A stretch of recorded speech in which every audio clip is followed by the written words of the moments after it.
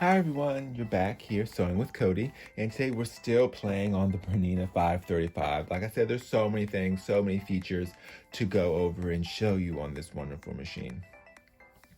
So here we've gone over a number of different things, from making buttonholes to playing with the combination mode to working with some of the different feet and Y that come with the machine, from doing applique using the blanket stitch in foot number 20. And now what we're going to do is we're going to use the automatic buttonhole foot to do some darning. So I live here on a farm, so our jeans are always getting torn up way sooner than it's time to replace them. So we're always darning our jeans, especially around the knee area. We don't darn socks, we just buy new ones these days. But there are a number of things that we want to kind of reinforce certain areas that get worn out a lot. So jeans are something that we do darn often.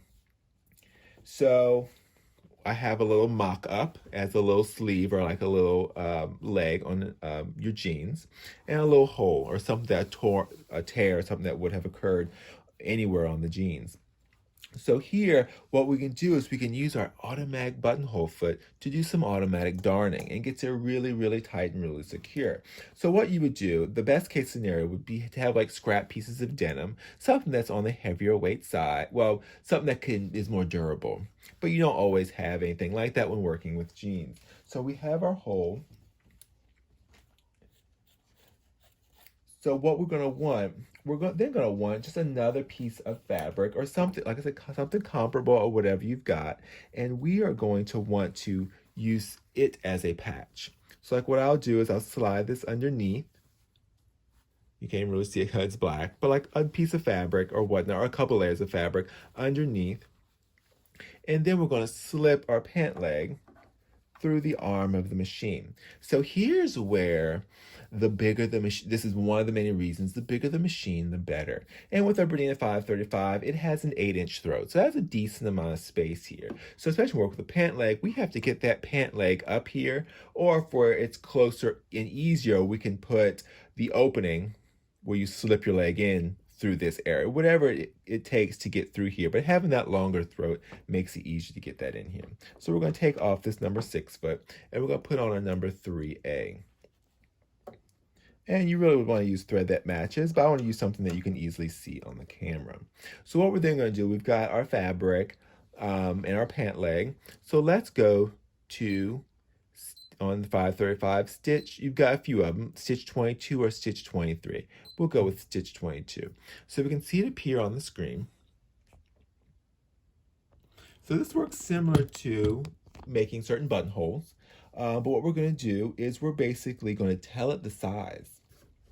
So we are going to, very difficult to see with the black on black fabric, is we're going to have the opening of our cut be halfway in our opening of our buttonhole. And we're going to work our way this way. So it's going to go back and forth, as many times as we need to cover and stitch all over that opening to basically fuse with stitches our pant leg and our fabric to cover that hole. So what we can do here is we have a very narrow opening. So we don't need this full 3 centimeter stitching. So what we can do is we'll start sewing.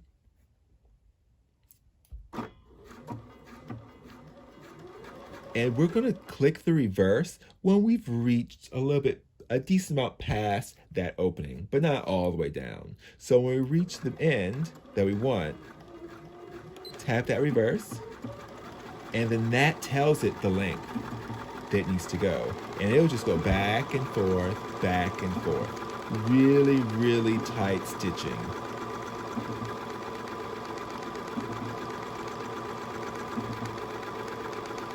And then it'll stop when it's finished. So when we're doing this, we would probably want to use like a 90 jeans needle, since we would be working with denim.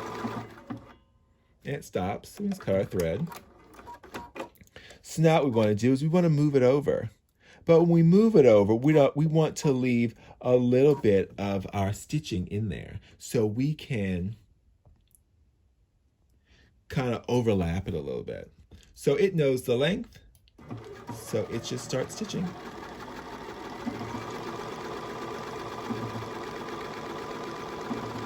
And this is something we can use our push start button. So we don't have to press on the foot pedal.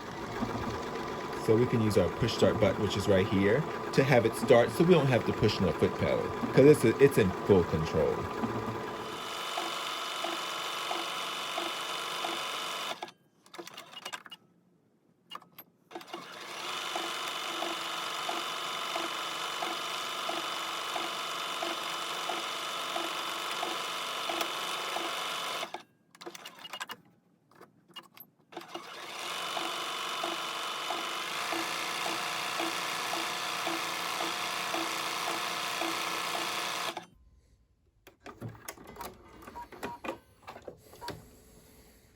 So here we can see how it's really darning and stitching all that down. It usually isn't something that's very pretty, so you definitely want to match your fabric with your jeans as much as possible, also your thread. But that's how the automatic darning works, is it does most of the work for you and it stitches really, really close.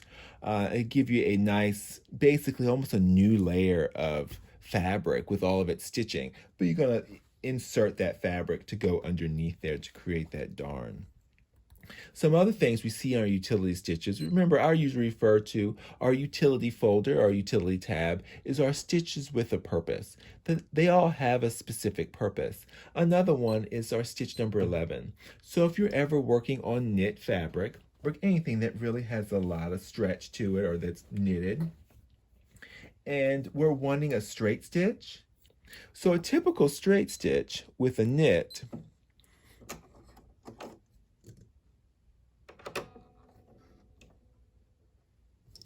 so we're working with a knit that stretches. So a typical straight stitch isn't going to work. So we'll work with a knit, so we're going to lower our pressure foot pressure so it's not stretching our fabric too much. A walking foot would be ideal.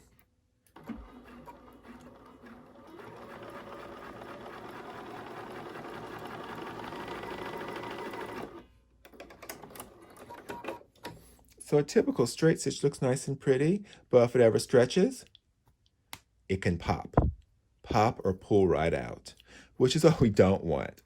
So it's one of the reasons why we use an overlocker, because that overlocker allows for the stretch.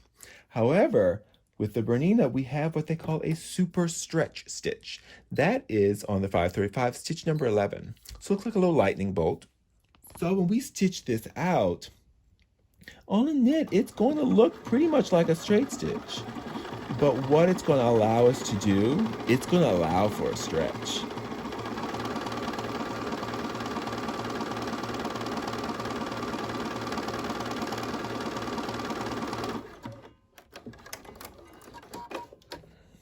So here, it looks like a straight stitch, and it allows for some stretch.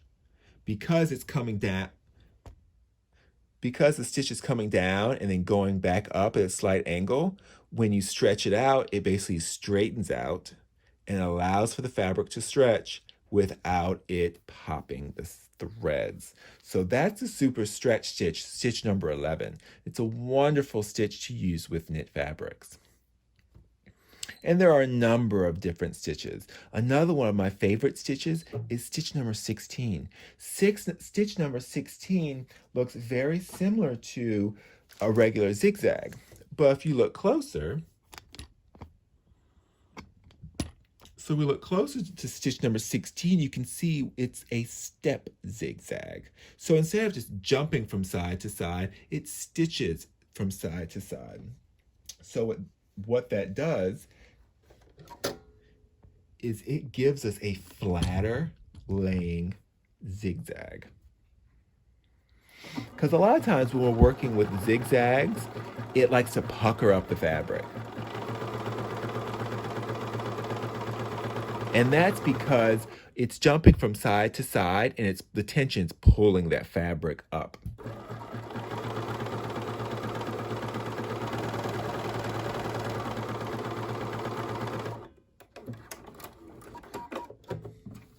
But we can see here, this zigzag stitch, well, the step zigzag, it's flat as can be. No puckering, nothing.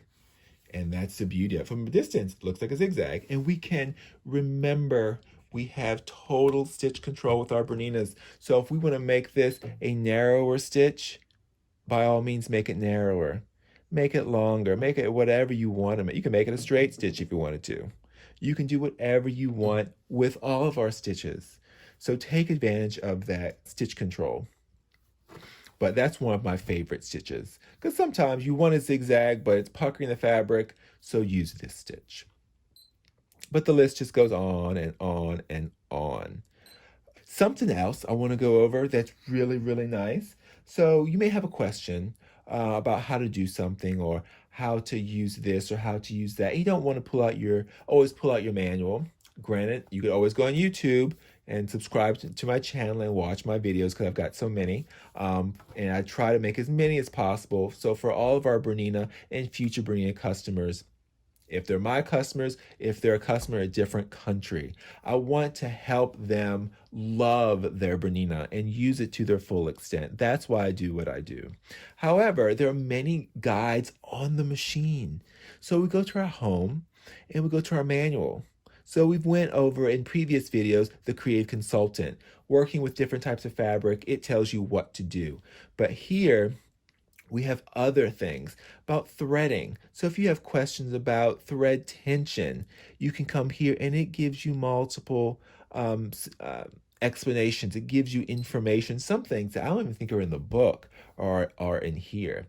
Like for threading a double needle, they don't just give you information, they give you a video that shows you how to thread the machine when working with twin needles.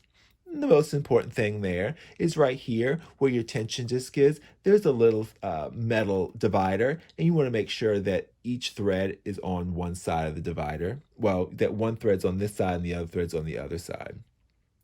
But using twin needles, it's all right here. Even some troubleshooting, like how to clean the machine, gives you step by step by step. It couldn't be easier. Lubricating the machine, there's a video on this, on how to clean and how to lubricate the hook. Oiling the machine is very, very important. I can't emphasize that enough. You're dealing with the Bernina. You're dealing with many, many metal components. This isn't just any ordinary sewing machine. This is a well-engineered machine that requires many metal parts that need to be lubricated, just like the oil in your car. So I want just to point out your on-screen manual, your guide to many things is built in right to the machine, so you don't always have to pull out the manual. But other things you'll see here is this is how we switch over to embroidery if we're on sewing or vice versa. We do have the echo mode. So the echo mode kind of puts your machine in hibernation, turned off the light, turned off the screen, so the machine won't sew. So you push on the foot pedal, nothing will happen, not until you press the echo mode again. So one of the things, or one of the reasons I get this question a lot is, why would I want to put my machine in that echo or eco mode? It could be as simple as you're using different stitches for your different projects and you're altering and changing these stitches along the way. And because all of our Berninas have temporary altered stitch memory, and side note, temporary altered stitch memory means if you're at a stitch and you've changed it and you go to another stitch, but when you come back to that stitch you were working with, it remembered it.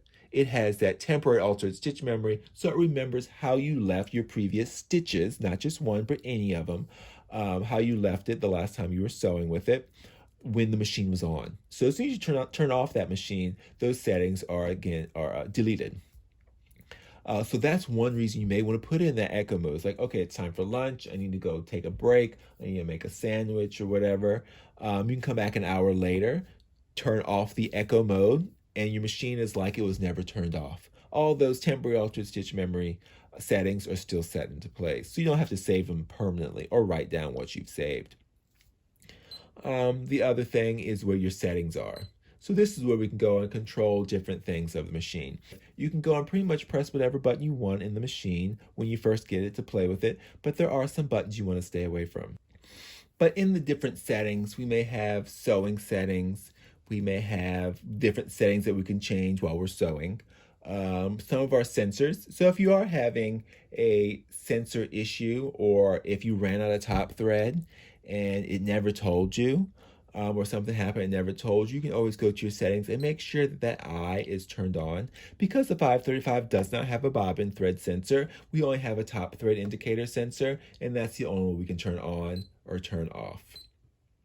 Because sometimes we're working with finicky threads that the top thread sensor sometimes gives us false error messages, or it could be dirty and it could be giving you false error messages. So that's why you should have your machine serviced at least once a year if you use it on a regular basis, to make sure the tech will take it apart and clean out those sensors to make sure that they will work properly. But that's where those sensors are.